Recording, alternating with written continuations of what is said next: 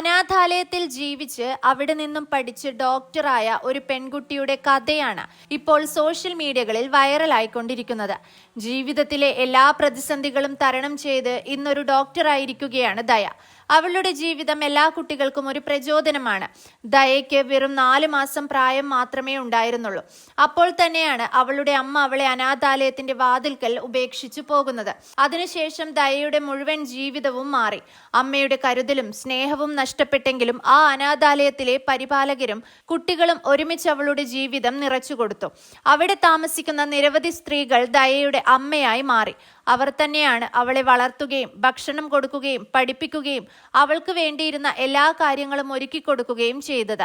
ദയയുടെ കണ്ണിൽ അമ്മയുടെ സ്നേഹം നഷ്ടമായിരുന്നുവെങ്കിലും അനാഥാലയത്തിലെ സ്നേഹം ഒരിക്കലും കുറവായിരുന്നില്ല. ദയ എന്ന പേര് പോലും അവളെ സ്നേഹിച്ച ആ കുടുംബമാണ് നൽകിയത്. അതുപോലെ അവരുടെ കരുതലും സ്നേഹവുമാണ് ദയയെ ശക്തിയായി വളരാൻ സഹായിച്ചത്. എങ്കിലും അവളുടെ അമ്മ ഒരു ദിവസമെങ്കിലും മകളെ തേടി തിരികെ വരുമെന്നൊരു പ്രതീക്ഷ എല്ലാവർക്കും ഉണ്ടായിരുന്നു.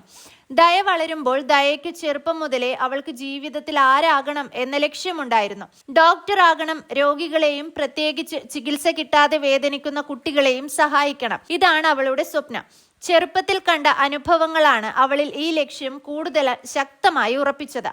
അനാഥാലയത്തിൽ നിന്ന് ലഭിച്ച സ്നേഹവും പിന്തുണയും അവളെ മുന്നോട്ട് നയിച്ചു. അതാണ് ദയയെ ആത്മവിശ്വാസത്തോടെ ഭാവിയെക്കുറിച്ച് വലിയ സ്വപ്നങ്ങൾ കാണുന്ന ഒരാളാക്കി മാറ്റിയത്. വഴിമധ്യേ പല വെല്ലുവിളികളും പരാജയങ്ങളും വന്നെങ്കിലും അവൾ പിറകോട്ടില്ലാതെ മുന്നോട്ട് നടന്നു. അനവധി കുഞ്ഞുങ്ങൾ ചികിത്സ കിട്ടാതെ വേദനിക്കുന്നു.